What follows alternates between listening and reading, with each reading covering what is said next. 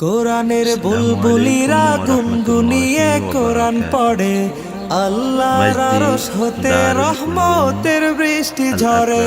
কোরআনের বুলবুলিরা গুনগুনিয়ে কোরআন পড়ে, আল্লাহর আরশ হতে রহমতের বৃষ্টি ঝরে। কোরআনের পাঠক যারা দুনিয়ায় শ্রেষ্ঠ তারা, কোরআনের আলোয় খুঁজে পায় পথের দিশা।